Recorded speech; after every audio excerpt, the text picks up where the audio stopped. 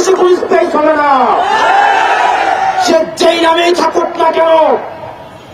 এখন যে গুলশানের জাতীয় পার্টি নামে যারা জন্মানোর উপরে শুধু খাটেন আর মরেন, যারা উই পোকার মতো, তেলা পোকার মতো, পিপিলিকার মতো রাস্তায় ক্রস ফায়ারে মারা যান, আপনাদের জন্য সতর্কবার্তা। আমরা 12 তারিখ নির্বাচিত হয়ে সংখ্যাগরিষ্ঠ আসন জিতার মধ্য দিয়ে আমরা 12 তারিখ সরকার গঠন করব ইনশাআল্লাহ। আপনারা সবাই ভালো থাকবেন, সুস্থ থাকবেন। তাহের ভাই আমাদেরকে যেই দিক নির্দেশনা দিবেন সেই দিক নির্দেশনা অনুযায়ী আমরা নির্বাচন কার্যক্রম পরিচালনা করব।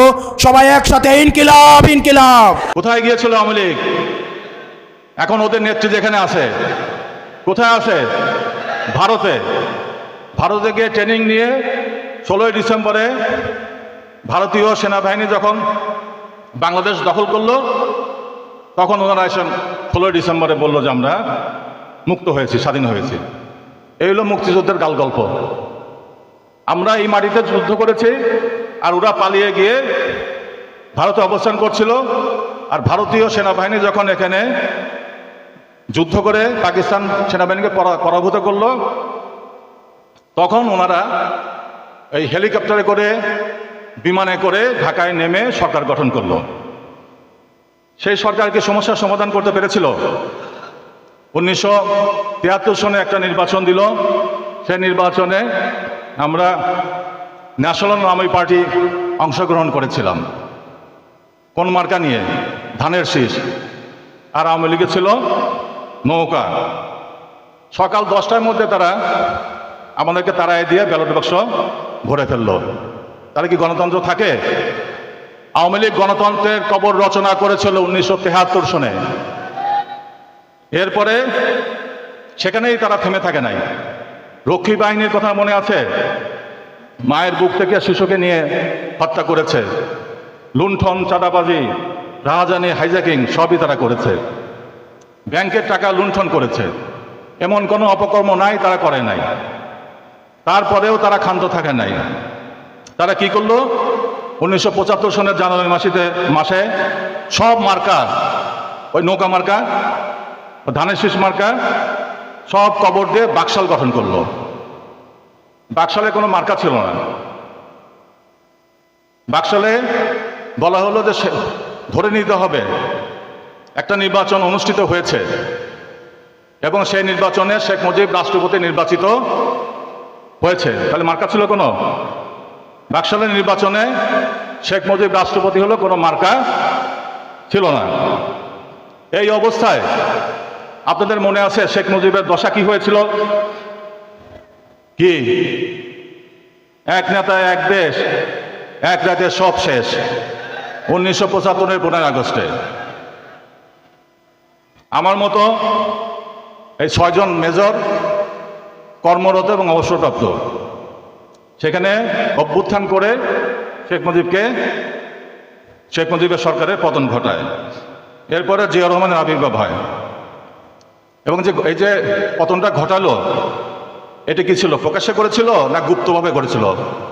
সলা পরামর্শটা কি ছিল? গুপ্ত। 7ই নভেম্বরে শেখ মুজিবকে গণবাহিনী মুক্ত করলো কর্নেল তাহেরের নেতৃত্বে। সে গণবাহিনীটা যে বিপ্লব করলো, ওটা কি ওপেন সংগঠন ছিল, মানে প্রকাশ্য সংগঠন ছিল, না গোপন সংগঠন ছিল? গুপ্ত। এরপরে প্রেসিডেন্ট জিয়া ফ্রন্ট গঠন করলেন, ঘটানোর জন্য গোপনে তারা কর্মকাণ্ড করে। সেই কর্মকাণ্ডের কারণে 90-এর গণঅভ্যুত্থান হয়। 1991 সনে বিএনপি যে ক্ষমতায় আসলো, বিএনপি কি এককভাবে ক্ষমতা আসতে পেরেছিল? কার সাহায্য লেগেছিল? দাঁড়িপাল্লার। তারপরে 140টা সিটে বিএনপি জয়ী হয়েছিল এবং 10টা সিট জামাত প্রকাশ্যে দিয়েছিল। 140টা যে সিট পেল, ওইটা গুপ্ত কাজ ছিল, ওটার মধ্যে আমিও ছিলাম। তাহলে সবই তো গুপ্ত। 2001-এ ক্ষমতা আসলো কিভাবে? 4 দল গঠন করলাম। সেই 4 দল গঠনের প্রক্রিয়ার মধ্যে আমি ছিলাম। সেই 4 দলের নির্বাচনে 2001-এ আমি চৌহালি এবং সাজাদপুরে অংশে নির্বাচিত হই। 2008-এ এখানে আপনাদের কাছে ভোট চাইতে এসেছিলাম। 2014 পর্যন্ত এই দাঁড়িপাল্লা আর ধানের শীষ ঠিক ছিল। 2015-এর পরে বিএনপির মাথায় ভূত চাপলো যে জামাতে ইসলামকে সরাতে হবে। ওরা যুদ্ধাপরাধী, ওরা পাকিস্তানের পক্ষে, ওরা এই সমস্ত দালাল, এই সমস্ত।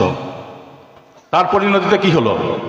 জামাতের আমির মতিউর রহমান নিজামী সাহেবের ফাঁসি হলো 2016 সনের। এমনিভাবে অন্যান্য নেতাদের ফাঁসি হয়ে গেল। আর বিএনপি কি করলো? প্রতিবাদ করেছিল, অথচ ক্ষমতায় কারা নিল? তার জামাতে ইসলাম। 1979 সনে ইসলামী শক্তি প্রেসিডেন্ট জিয়াকে সহায়তা করেছিল।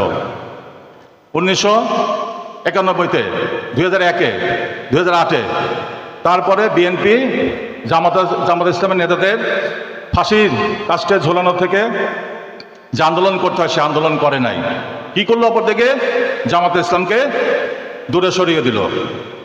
এখন জামাত ইসলাম কি করবে? জামাত ইসলাম আস্তে আস্তে গোপনে গোপনে কাজ শুরু করলো। আর শিবির তারা কি করলো? তারাও গোপনে গোপনে কাজ শুরু করলো। আর আমি যে 4 দল করে দিয়েছিলাম, সব অত্যাচারে খড়গ আমার উপরে এসে চাপলো। আমি কি প্রকাশ্যে লাফালাফি করব? ফেসবুকে বলে, যার বয়স 17 হয় নাই সে ফেসবুকে লেখে 17 বছর কোথায় ছিলেন, লেখে না? আমি 17 বছর কোথায় ছিলাম? 2009-এ আমি সিরাজগঞ্জ জেলার বিএনপির যুগ্ম আহ্বায়ক ছিলাম। 2012 পর্যন্ত কমিটি করেছি। 2014 নির্বাচন প্রস্তুতি ছিল। 2015-তে যখন বেগম জিয়ার সঙ্গে আমি এই কথাবার্তা ওখানে আছে, কিন্তু তাদের এগুলো জানা নাই, যে কারণে বিএনপি 20 বছর ক্ষমতা আসতে পারে নাই। এখন ওই বিপ্লব করলো ছাত্রদের নেতৃত্বে, আমরা সহায়তা করলাম। আমরা সামরিক বাহিনীর অবসরপ্রাপ্ত অফিসাররা আমরা মাঠে নামলাম, কিন্তু এর ফসল লুটলো কে? এর ফসল কে লুটলো? 1.5 বছর কি করেছে? 1.5 বছর তারা কি করলো? খায় দায় করিমালি মোটায় জব্বর। বিপ্লব করলাম আমরা ছাত্ররা, আর চাঁদাবাজি করে কোটিপতি হলো কারা? এখন আগামী 12ই ফেব্রুয়ারিতে ওই যে চাঁদাবাজি যারা করেছে, কোটি কোটি টাকার মালিক হয়েছে, তাদের কি ছেড়ে দেবেন আবার এগুলো করার জন্য? সে কারণেই আমাদের অধ্যক্ষ মোহাম্মদ আলী আলম সাহেব দাঁড়িপাল্লায়, ওনার বিজয়, ওনার এই মার্কায় আপনারা ভোট দিয়ে বিজয় করবেন। এবং এই বিজয়কে সুসংহত করার জন্য আপনারা জানেন আলের মায়ের মার্কা, 12 তারিখের মার্কা। আপনারা জানেন যে এর মধ্যে আমি চোহালিতে, তারপরে গতকালকে গিয়েছিলাম পাবনা 1-এ মতিউর রহমান নিজামী সাহেবের ছেলের পক্ষে। দেখছেন তো আপনারা না? ইনশাল্লাহ উনি জিতবেন। আমি গেছি ওখানে, ওরা বললো যে আজকে সকালে টেলিফোন করেছিলাম যে হাওয়া পাল্টে গেছে।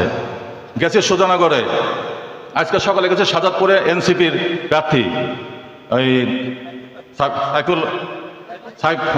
সাইফের ওখানে, এখানে শাপলাকলি।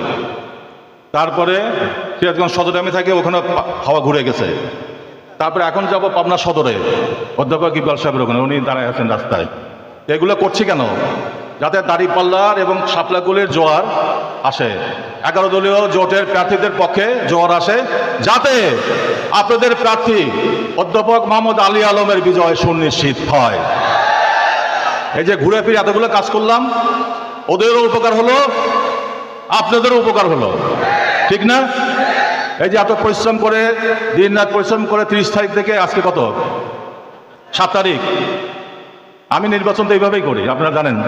4-5 দিনের বেশি আমি নির্বাচন কখনোই করি নাই। আলী আলম সাহেবের আমি শুনছি যে এই অবস্থা, আমি মনে মনে বলি যে এই অবস্থা পাল্টাতে কি করতে হয়, ওই মেকানিজম তো জানি, আল্লাহ তো আমাকে ওই শক্তি দিয়েছে। আর 1964 সন থেকে নির্বাচনের কাজই আমি করি। কত বছর হলো? 60 বছর না কত? এই 60 বছরের নির্বাচনই করি। আর প্রশাসন নিরপেক্ষ থাকবে। আর যে কারা ভোট কাটার কথা বলে, প্রশাসনে ভয় দেখায় যারা দুর্বল, যাদের কোনো সমর্থন নাই। আমরা কি প্রশাসন করি? আমরা কি ভোট কাটার কথা বলি? আমরা কি মানুষের সঙ্গে দুর্ব্যবহার করি? আমরা কি তাতে টাকুমাকু চুরি করি? আমরা কি চাঁদা চাই? আমরা কি মেয়েদের সঙ্গে অসৎ ব্যবহার করি? তাহলে আমাদের ভয় কিসের? সুতরাং জনগণ আমাদের পক্ষে আছে। আপনারা সবাই ঐক্যবদ্ধ থাকবেন। আগামী 12